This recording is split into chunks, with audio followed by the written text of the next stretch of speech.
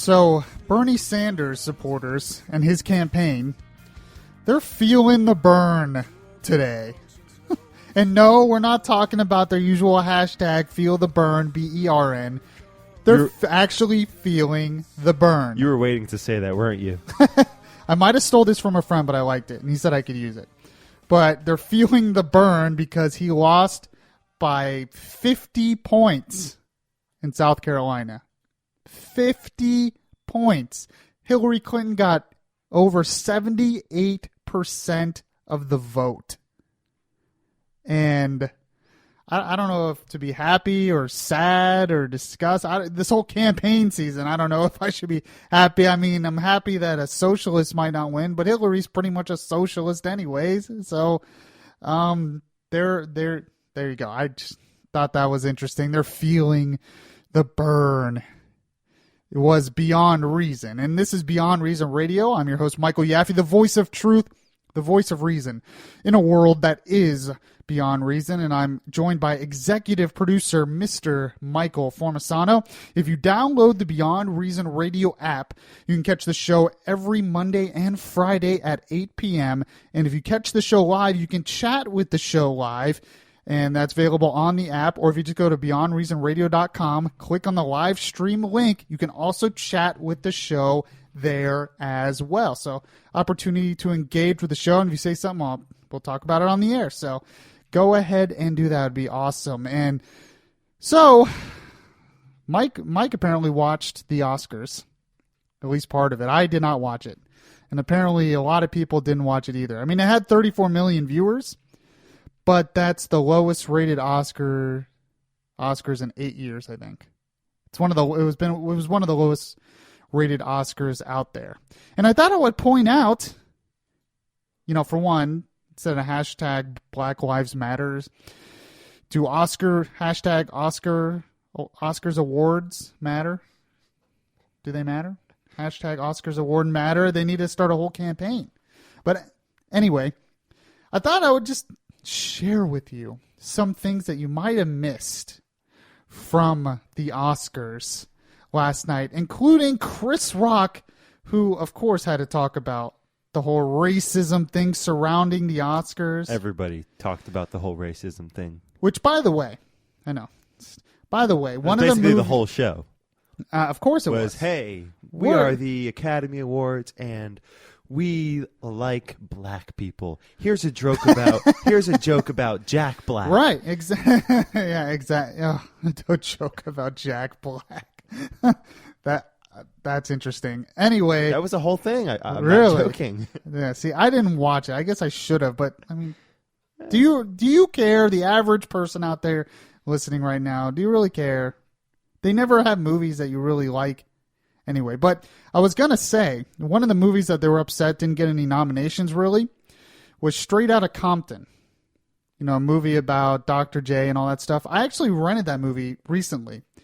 Mm-hmm. It was a decent movie. It was not Oscar-worthy. It's just, this is the example of thing. Maybe they just weren't Oscar-worthy. Mm-hmm. It's okay. It's not racist to say that. It was a decent movie. The problem with the movie is it lacked real character development. Probably because there's too many characters they're addressing. And there were some details that if you did not know the story originally, which I didn't know the whole story originally, it left me kind of confused. So people who knew the story probably loved it. But if you were like watching the movie, hope to get more insight on what happened, you really didn't get that. And that was kind of the thing I missed. But anyway, if you missed the Oscar, you missed some things like Chris Rock talking about race like he did right here. Things are going to be a little different at the Oscars. This year, in the in memoriam package, it's just going to be black people that were shot by the cops on their way to the movies. Yes, such class from our host of the Oscars. I mean, I know Chris Rock's all about pushing the edge and all that stuff, but, I just wanted to point out something that you might have missed. So, Mike, you were actually excited about a winner. Oh, yes. And that was the winner of Best Actor. That is correct. And who was the winner of Best Actor? Leonardo DiCaprio. Hey, I'm not one of those people. I know you're not. I think this award was, look, for The Revenant, maybe that's not the movie I was expecting for him to win his first Oscar for, but I think it's way overdue. Yeah, he's had one of some my good favorite. movies. He's one of my favorite actors. He is actually, I really like him too. He is a good actor, and there are some movies that I think he did an excellent job in. I did not see The Revenant just because it looked way too. I mean, I usually like dark movies, but I'm not into the whole, I don't know, nature, Eaten by bear. A battle with nature and rugged. I don't know. There's just something about the whole idea of the movie just did not appeal to me. I don't know what it is. I just have a feeling a lot of the movie is just him wandering around, looking at nature and thinking about how he's going to do stuff in there, and I don't know. I could be wrong. It could be a great movie. Some people said it was fine. Whatever. But of course, Mr. DiCaprio. Yeah, this part I wasn't. This part I didn't love. When he got his award, he had to take the opportunity to not really talk about the movie or anything, but to talk about something else. Yeah. And this is what he said. Climate change is real. It is happening right now.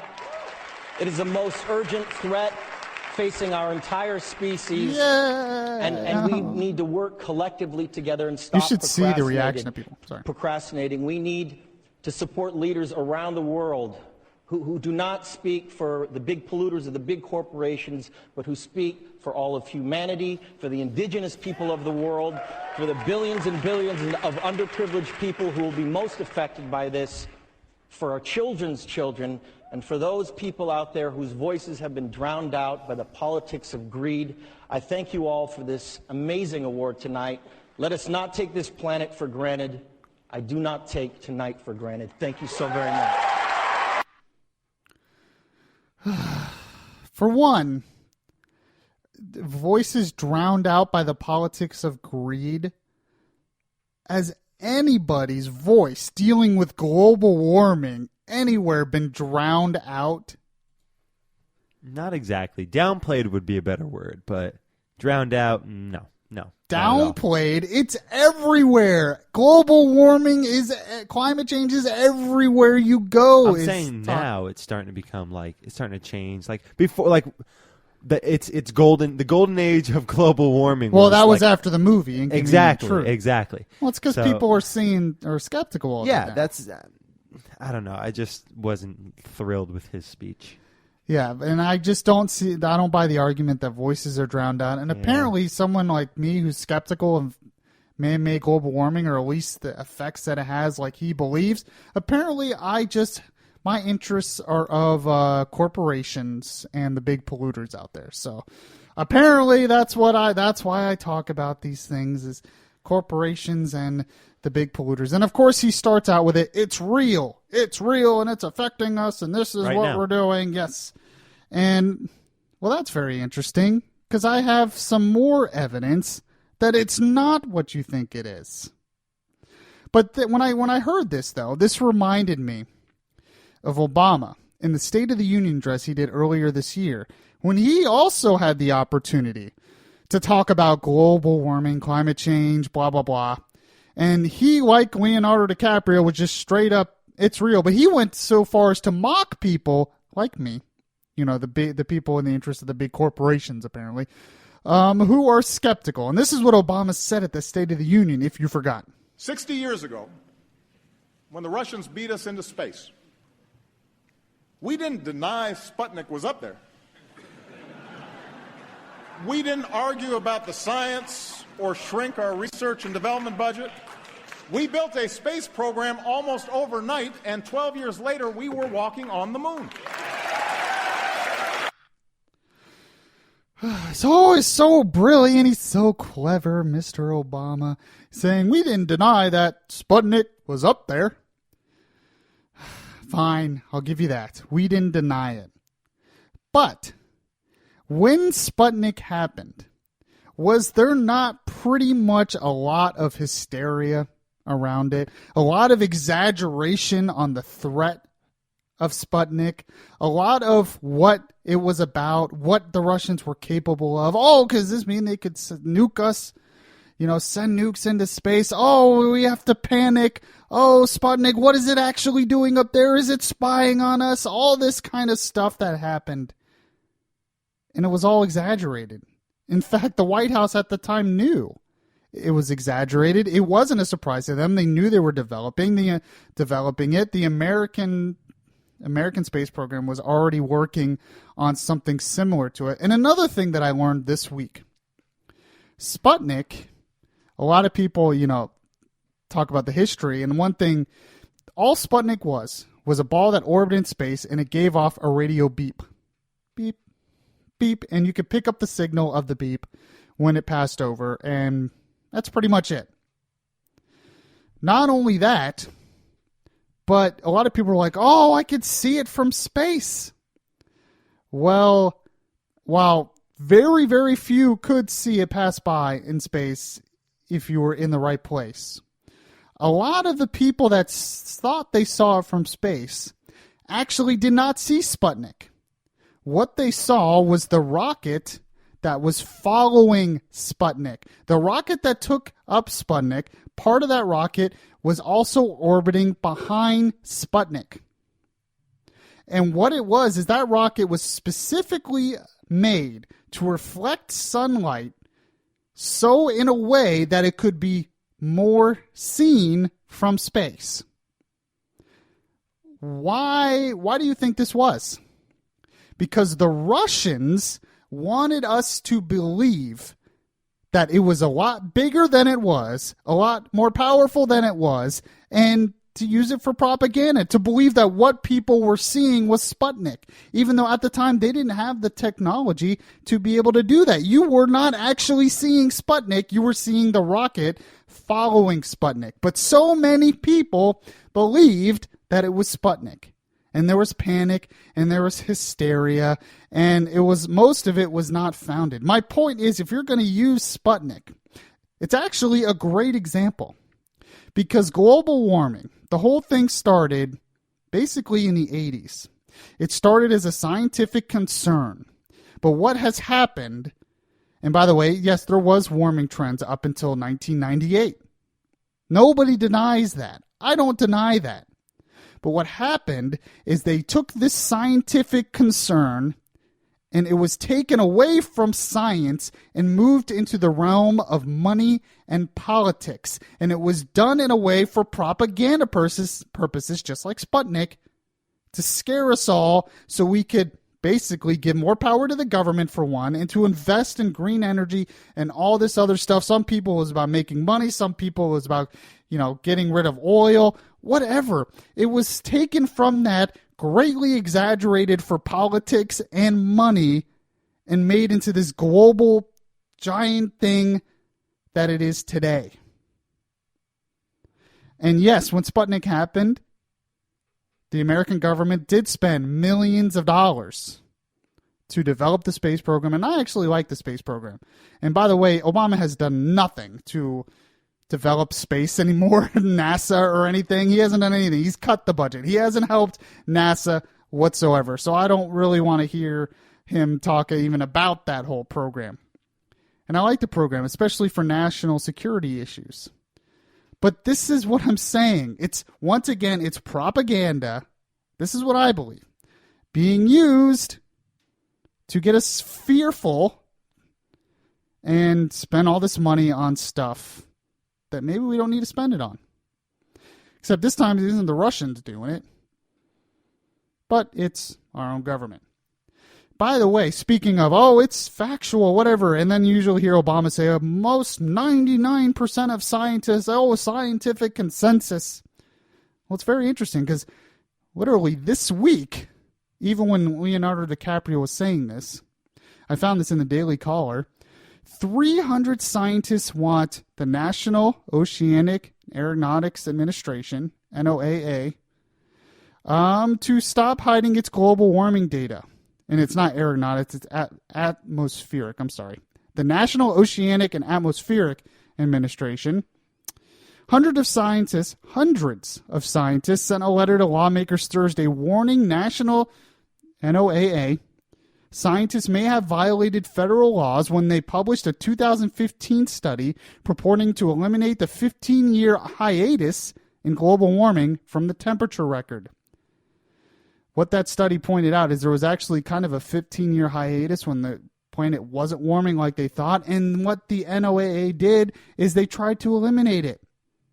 The scientist in this letter said, "We, the undersigned scientists, engineers, economists, and others who have looked carefully into the effects of carbon dioxide released by human activities, wish to record our support for the efforts of the Committee on Science, Space, and Technology to ensure that the federal agencies complied with federal guidelines that implemented the Data Quality Act." What they're saying is, in our opinion, OAA has failed to observe the Office of Management and Budget and its own guidelines established in relation to the Data Quality Act. And what they're saying is they feel like the science was messed up on purpose for political reasons. 300 scientists have said that. So it's not like we're just ignorant. Oh, we don't believe Sputnik's up there. Maybe we actually have an argument that at least has been greatly exaggerated. Just like Sputnik was. Interesting. So if you missed the Oscars, that's what you missed. A whole global warming speech, blah, blah, blah. In the next segment, we have to get to more stuff. You thought I forgot about Trump, didn't you? You thought I forgot about the presidential campaign, didn't you? Well, it's getting very, very interesting. And it's become really a battle between Rubio and Trump. And it's really Trump and his supporters' fault that it's getting like this. You're listening to Beyond Reason Radio here at BeyondReasonRadio.com and the Beyond Reason Radio app. It would be beyond reason not to listen to Yaffee on your TuneIn Radio app. Download the app today and search Beyond Reason Radio. Are you a small business owner in the Orlando area? Are you looking for a new, affordable way to advertise your business? Well, look no further than Beyond Reason Radio. By advertising on Beyond Reason Radio, you use the power of the internet, of radio, and of podcast. Beyond Reason Radio is available on pretty much any podcast outlet you can think of, and that means your advertisement could be on those podcast outlets as well. What better way is there to reach a loyal conservative audience for you? On Beyond Reason Radio, you get personal advertising by me, Michael Yaffee, the host, to reach people who are interested in your business. If you're interested in advertising on Beyond Reason Radio or the website beyondreasonradio.com or the podcast available, like I said, anywhere, all you have to do is go to the Facebook page, like the Facebook page at facebook.com/Beyond Reason Radio, and send me a message telling me about your business and say you're interested in advertising. Why not help lift your business up today by advertising on Beyond Reason Radio?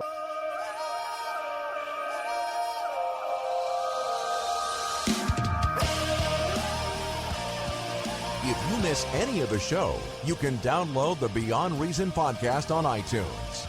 Now, back to Beyond Reason Radio. So I found an article you might find interesting, Mike. You might disagree, so I'm going to get your take on this. All right. Found it on pjmedia.com.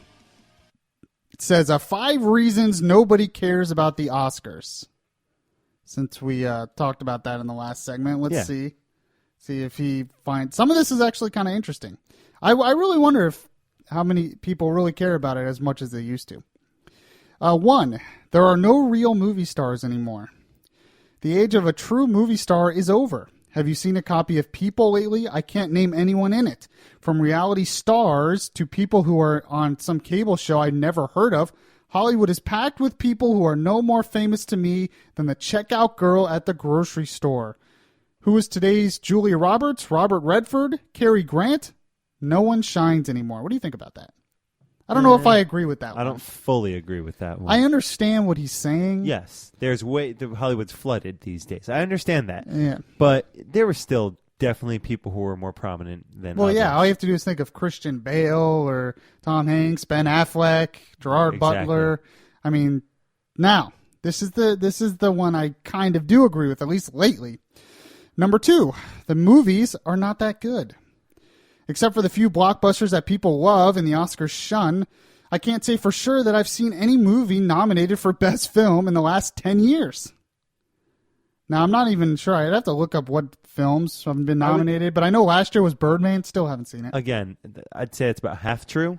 Most of the movies are definitely like, your more artistic or documentary or something like that. But there's a couple. This year there was only like 3 movies that I think were really relevant. Right. To what most now, people see. I remember, I think it was 2 years ago, Argo won, and that was a good movie. Mm-hmm. I did like that movie. So I won't, it's not always true, but it does seem true a lot, especially when like movies like American Sniper. I think that definitely deserved Oscar praise, and it didn't get any, I don't think. No. And that, so when stuff like that happens, it makes me kind of agree with this article. Okay. Number 3, nobody cares anymore. Years ago at work, the Monday after the Oscars, we would all be buzzing about who won and who was best dressed and whose speech was the worst. These days, absolutely no one cares. No one is talking about it except Hollywood social media writers. If you ask the average person what they thought of the Best Supporting Actress winner, most people would say, who? And it was, I don't even know who this is, Alicia Vikander? Vikander? Do you know who that is?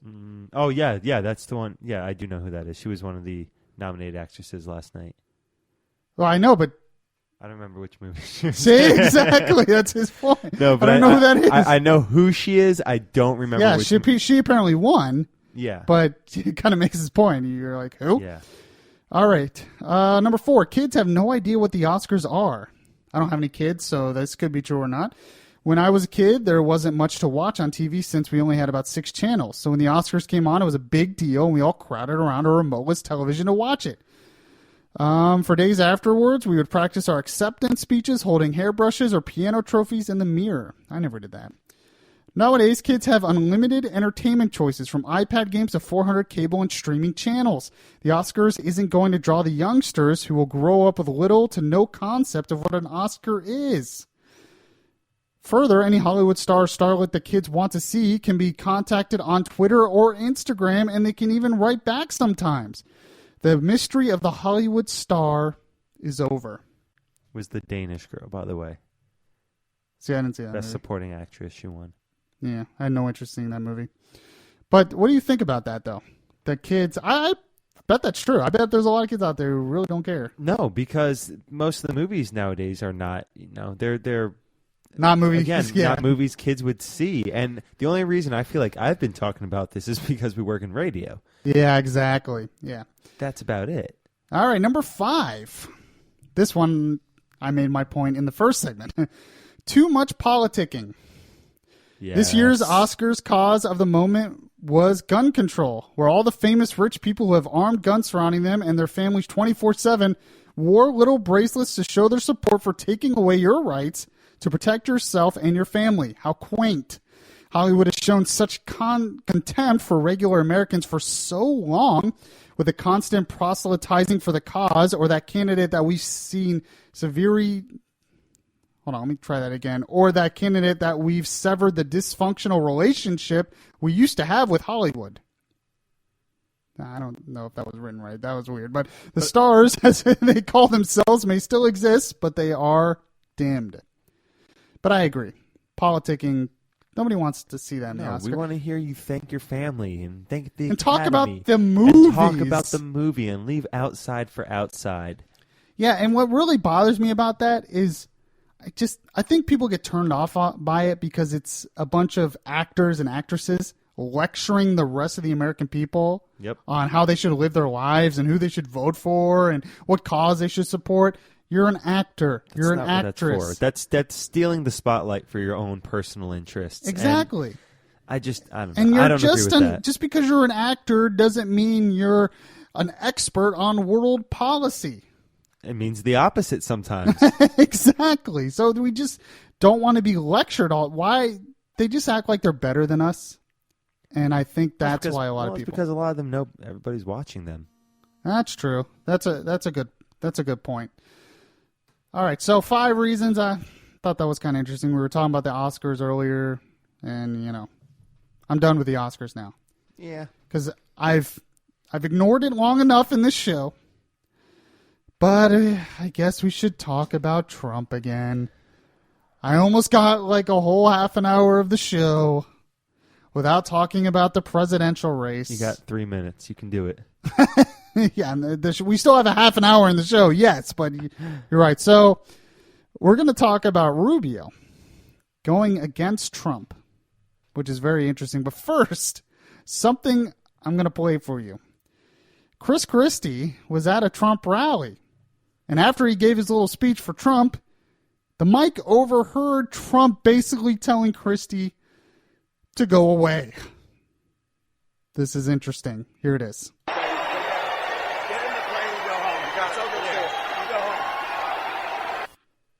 It's kind of hard to hear because the mic just picked it up and he says, get on the plane and go home. Yeah, it's over there. Go home.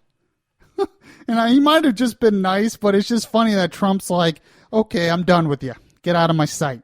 Go home. The bully, Chris Christie, is being bullied by Trump. So, classic. Classic. Now, what's happening is Rubio is kind of been pulled into the gutter by all this. And although I like a lot of what Rubio has to say, and I think a lot of people will, not necessarily because they like that the campaign's been pulled into the gutter, but they like that someone's fighting back against the bully. And that's what it's perceived as. They're finally someone's at least able to fight back against Trump. Now, before I get into that, I am going to tell you one thing. Later in the show, I'm going to give all you Trumpsters a break. Because I'm going to talk about why, as bad as Trump is, he's still probably better than Hillary Clinton. And I'm very torn on this. Because if Trump's the nominee, a part of me is thinking I'm going to have to vote for Trump. But a part of me wants to maybe vote third party just to send a message that the Republican Party or conservatives do not support a guy like him. So I'm torn on this, because if you do that, it's a good chance Hillary Clinton's going to win. But maybe it would send a strong message to people in Washington, and maybe both sides would do it if they didn't like Hillary either, that we're sick of both sides, that we're sick of both of these people that don't represent the individual American. And maybe the only way to really upset the status quo, a lot of people think supporting Trump's what upsets the status quo. Okay, you can keep believing that. Maybe the way to really upset the status quo would be don't vote for either of them. So I'm very torn on this. I mean, you can throw your comment to me at Beyond Reason R, it's Beyond Reason the letter R, or on the Beyond Reason Radio app and chat with us and tell me if you have a different opinion. Because I'm not sure. Not sure about this one. But we'll go over some great Rubio audio in the next segment. You're listening to Beyond Reason Radio here at BeyondReasonRadio.com and the Beyond Reason Radio app. Listen to the latest episodes of Beyond Reason. Download the podcast at Spreaker.com. Are you a small business owner in the Orlando area? Are you looking for a new, affordable way to advertise your business? Well, look no further than Beyond Reason Radio. By advertising on Beyond Reason Radio, you use the power of the internet, of radio, and of podcast. Beyond Reason Radio is available on pretty much any podcast outlet you can think of, and that means your advertisement could be on those podcast outlets as well. What better way is there to reach a loyal conservative audience for you? On Beyond Reason Radio, you get personal advertising by me, Michael Yaffee, the host, to reach people who are interested in your business. If you're interested in advertising on Beyond Reason Radio or the website beyondreasonradio.com or the podcast available, like I said, anywhere, all you have to do is go to the Facebook page, like the Facebook page at facebook.com/Beyond Reason Radio, and send me a message telling me about your business and say you're interested in advertising. Why not help lift your business up today by advertising on Beyond Reason Radio?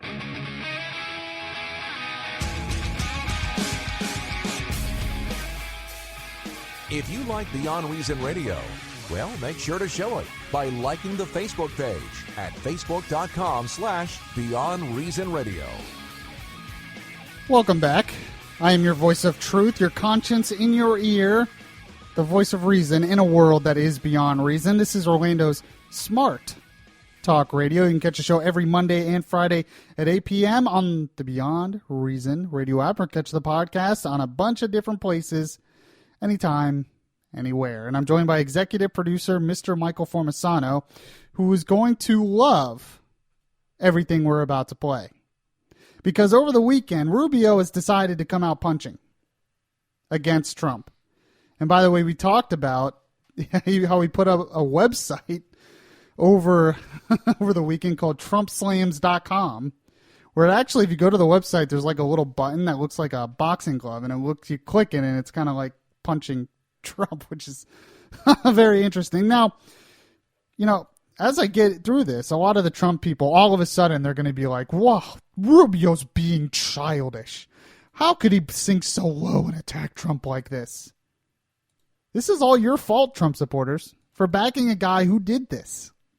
Trump started all of this. In fact, Trump insulted Rubio way before Rubio ever insulted Trump. I mean, Trump was at a rally, a campaign rally, and he was making fun of Rubio getting water because he had to get water in that one State of the Union response, and he was pretty much acting disabled, trying to get impersonating Rubio. The whole thing, Trump starts this. So if you guys are upset, Trump supporters and, Trump himself, if you're all upset about the campaign sinking to new lows, Rubio acting childish and being insulted. How could he do that? He has no class. We're all upset. You have no one to blame but yourselves. Because he started all this. All you have to do is watch any of the previous debates. Insult after insult, talking over after talking over. Twitter battles after Twitter battles. This is what Trump does. So don't be upset now that someone's able to do it back and maybe actually be better at it. So, and I'm not usually for a campaign getting like this, although it happens. It's happened in our history. Our founders got pretty ugly at times. But it makes you kind of like Rubio because he's kind of the underdog and he's kind of fighting the bully. And it kind of makes you like him, like when he says stuff like this. Some of your friends have bought into this. Listen, friends, don't let friends vote for con artists. Don't let friends vote for con artists. Or when Rubio says stuff like this. He bankrupted a casino. How do you bankrupt a casino? The house always wins. I thought that was pretty clever and true. How do you bankrupt? Because the way he says it too, he bankrupted a casino. How does that even happen? All right. And when Rubio, of course, says stuff like this. He now says, well, first of all, he says that I'm sweating all the time. It's hot in here. Am I sweating now? No. All right. He doesn't sweat. He doesn't sweat because his pores are clogged from the spray tan that he uses.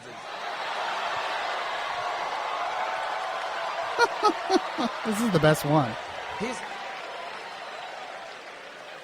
Donald is not going to make America great. He's going to make America orange. I'm sorry, it's funny. I'm sorry. This is what Trump did. This is what you Trump supporters have added to the Trump campaign. So don't get mad when somebody does it to you. Don't get upset when it does it to you and does it in funny fashion. Okay, actually, this next one might be... it's a little uncalled for, but it might still be the best one that Rubio said against Trump over the weekend. Here it is. The next thing, now, the other thing he says, he's always calling me Little Marco. And I'll admit, the guy, he's taller than me. He's like 6'2", which is why I don't understand why his hands are the size of someone who's 5'2". Have you seen his hands? They're like this. And you know what they say about men with small hands? Ah. I always knew there was a reason Trump was overcompensating. Maybe. Maybe. All right. But something Rubio did say recently, and it's actually a little more serious when he was at one of these rallies where he was talking about this, where he, in terms of me, he really hits the nail on the head when it comes to the whole issue of this man being the Republican nominee. And more people are disagreeing with me on this, and I don't know why people continue to disagree with me on stuff when I'm usually right, but we'll see. Maybe I'll be wrong. I am human after all. But this is what Rubio said at one of the campaign rallies on Trump. The media knows Donald Trump can't win, and that is why they are giving him a pass. Do you think they don't know all these things about his business record? You think they don't know all these stories? You know what they're waiting for? They're waiting for him to be the nominee, which is not going to happen, but they're waiting for that so they can descend on him like the hounds of hell. They will shred him to pieces, and then they will get Hillary Clinton elected, which is what many of them want anyways. And we cannot allow Hillary Clinton to be elected. What do you think about that, Mike? Talking about the media, saying the media is kind of laying off Trump, and by the media, obviously we're media too, but I'm talking about the mainstream leftist media. They're laying off Trump now because they're going to really go after him when he's the nominee. Because really they want Hillary Clinton to win. And they know that Trump will lose to Hillary Clinton. That's the big thing. I think Trump cannot win the general election. Do you agree with me, Mike? I do agree with that. Finally, somebody who agrees with me. I do agree with that. I mean, I think that's fairly accurate, too. I think once we get down to the wire here, these Trump things are really going to start, coming out, and people are going to start seeing this, and people are going to get more. People always get more engaged later on in the election, always. And when it comes down to the wire, I just don't see a bully getting elected. What happened to our presidents having class? What happened to our presidents? No, that's gone. I actually could talk about that later because Pastor Max Lucado, he writes a lot of Christian books, pretty good, well-known pastor, never, ever, ever, ever gets involved in politics, wrote an article against Trump because he wants a decent person, a decent president. What happened to decency? So I can get into that a little bit, but I think you're right. Here's my biggest fear when it comes to Trump, and it's actually becoming a fear the other way because the Trump supporters are getting so dug in that if Trump doesn't win the nomination, they might not vote either. But if it's Trump versus Hillary Clinton, there's going to be a lot of Republicans who are going to sit home because they cannot vote for someone like Trump. He's not conservative. He doesn't share Christian values. All of these things. So what's going to happen is you're going to have two campaigns. Hillary Clinton is going to try to get people to turn out and vote for her as a vote against Trump. Trump is going to try to get people to turn out to vote for him as a vote against Hillary. So it's going to be who can win the negative battle. Because the one thing about Hillary is people are not fired up about Hillary winning. She is entirely beatable. So it would probably hurt. One thing that's going to hurt Hillary is turnout. She's not going to be able to energize the base enough and energize people enough to turn out to vote for her like Obama did. But if Trump is the Republican nominee, you are giving them a very strong reason to turn out to vote for Hillary. You're giving them a very strong reason to turn out. And turnout is key when it comes to presidential elections. And we're running against someone who is not energizing people. And that usually means cannot turn out the vote. And if we make Trump the nominee, we are going to be giving them a reason to turn out and vote. And that's what worries me. Now I know all you Trump supporters are upset at me. So fine. I will say this. If he's the nominee, I might have to start arguing for him against Hillary. And I found this article from the Washington Examiner by Hugh Hewitt, of all people. And the reason why it's amazing Hugh Hewitt wrote this is because Trump insulted him in the last debate. And he admits in this article. And the article is called 6 Reasons Trump is Still Better Than Clinton.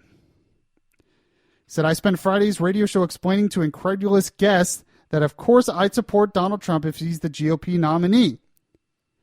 They say, but after he just insulted you in your radio show in front of 15 million people? Came the question. And that's right, he exactly did. Said nobody listens to your show. And Hewitt understands that. But he says what matters is what we do vis-a-vis Hillary Clinton in a November showdown.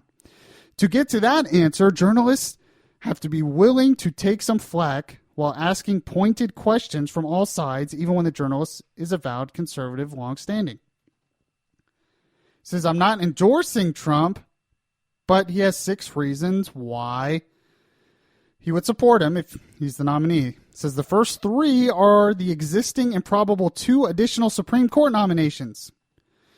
Judge Dianne Sykes and Bill Pryor are 2 fine judges that Trump has mentioned as possible nominees, and he made the right commitment on religious liberty to me on stage Thursday night. He won't screw this up. I'm not so certain of this. Hugh Hewitt's certain. More precisely, it's a lock that Clinton would screw them up and at least a fighting chance he wouldn't. Trump wouldn't. It says, 4th, Trump's an honest-to-God builder, and he will rebuild the Navy, which must be done soon. Did we just not go over how he bankrupted companies? I mean, okay, putting a lot of faith in him. But there is more of a chance that he would do it over Hillary, because Hillary would not do it. 5th, Vladimir Putin will at least think twice before crossing him. Maybe. I don't think Putin's scared of Trump. I think Putin thinks he can deal with Trump. He's basically supported Trump. And that's because Trump's a deal maker, and Putin's not stupid, and he can deal with Trump. And finally, 6, Donald's daughter, Ivanka, is a smart lady with extraordinary intellect and influence on her father. I don't really know a lot about the daughter. I usually don't vote for presidential candidates based on their daughter. But, okay. We get the GOP's own Valerie Jarrett, only this one with a sense of Americans' role in the world and some resolve to succeed as Jarrett possesses. This is the conundrum I'm in. By the way, I had a tweet by someone, a friend of mine, Robert Turner, who's listening, says he's just going to run himself, I guess. So if you want, I don't know, he can't vote for any of them, it seems like. But by the way, you can tweet to me at Beyond Reason R. It's Beyond Reason, the letter R. And I'm torn because at least with Trump, maybe there's a fighting chance that we'll get some things done. We don't really know. With Clinton, we pretty much know what she's going to do. But the problem is Trump will be the personification of the Republican Party and the personification of conservatism. And do we want him to be that personification? I don't know. And almost voting third party maybe would send a message. But it would be nice if we didn't have this issue and he wasn't the nominee. All right, you're listening to Beyond Reason Radio here, BeyondReasonRadio.com and the Beyond Reason Radio app. If you like Beyond Reason Radio, well, make sure to show it by liking the Facebook page at facebook.com/Beyond Reason Radio.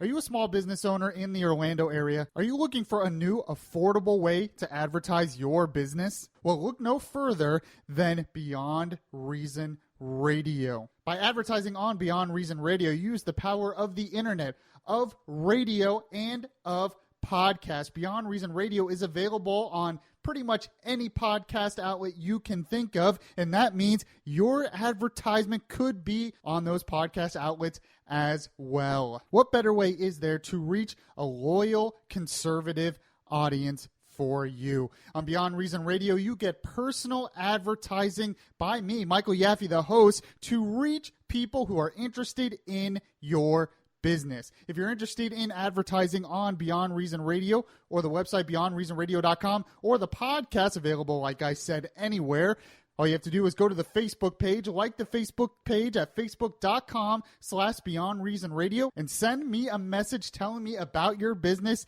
and say you're interested in advertising. Why not help lift your business up today by advertising on Beyond Reason Radio?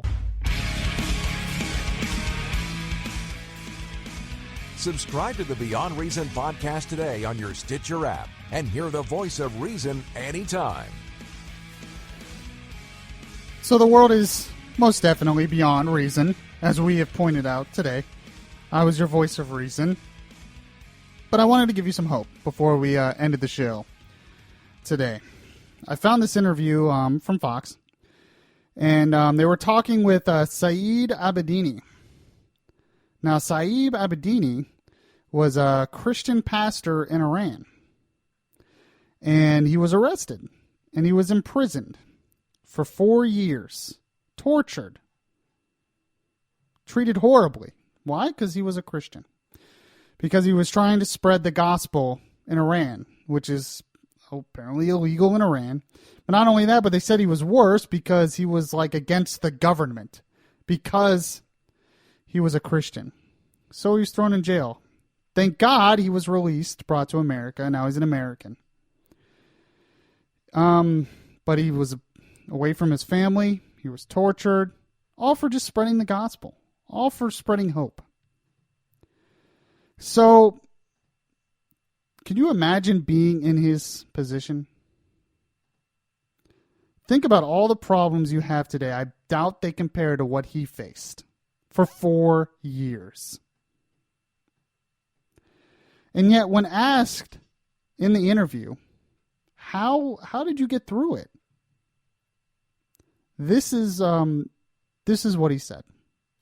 Actually, it's all things that I did because I love my Lord and Savior Jesus Christ, that who paid punishment of sin on the cross, and the things that I want all the Christian knows about, that our faith and our salvation has so much worth. It's like very valuable, that we should be ready to pay any sacrifice to give all the glory in any circumstances that we're going to see in our life. So I encourage every Christian to step of faith and keep their faith and just look to the Jesus eyes and just keep going in the situation, hard problem that comes. So just keep faith and give glory God by walking through His will.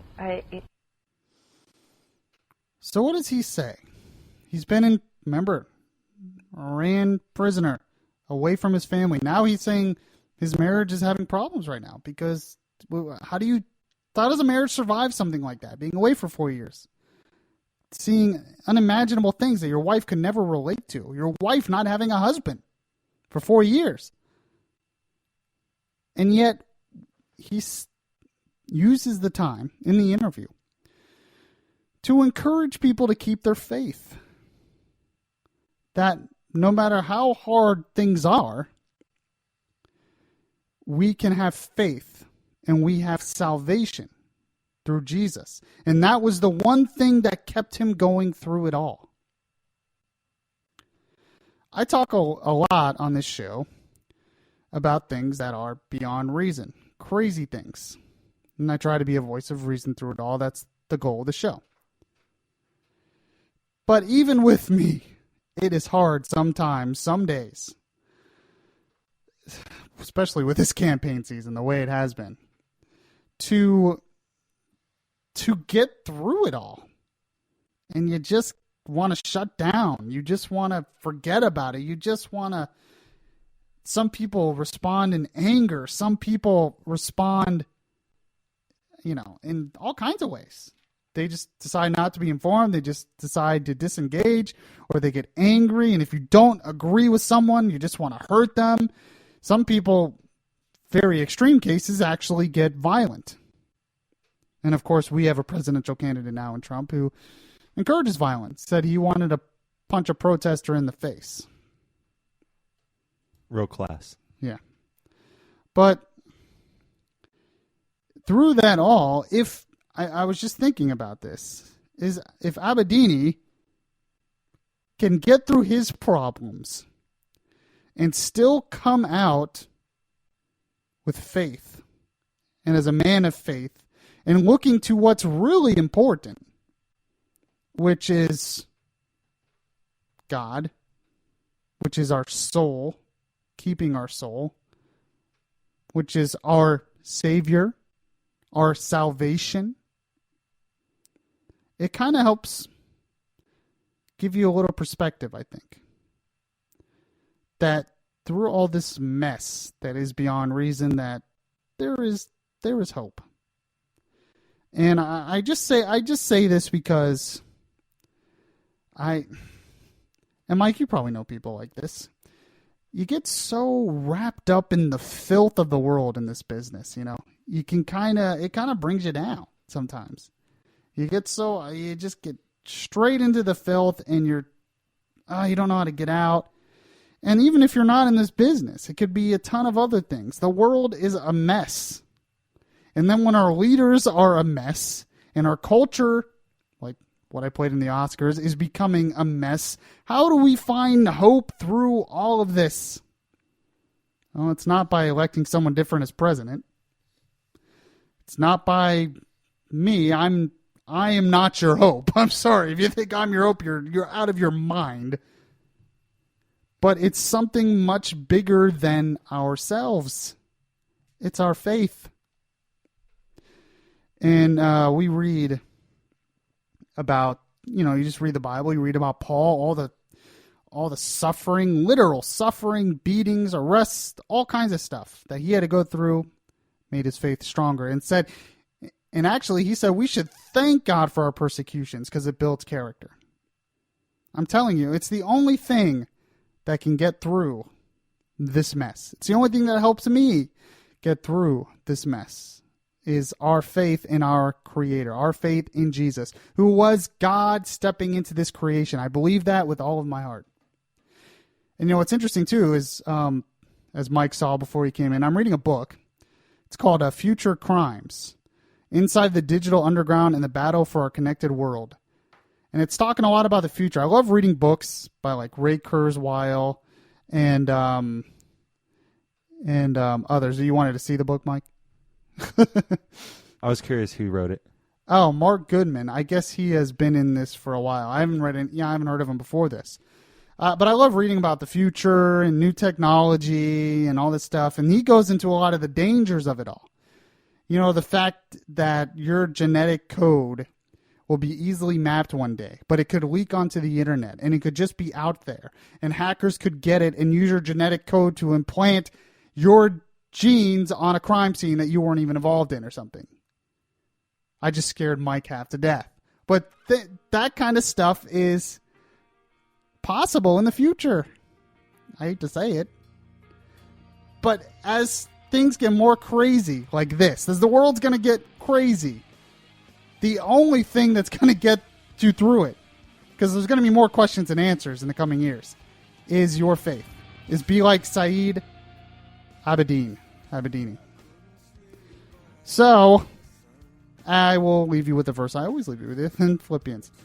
Finally, brothers, whatever is true, whatever is noble, whatever is right, whatever is pure, whatever is lovely, whatever is admirable, if anything is excellent or praiseworthy, think about such things.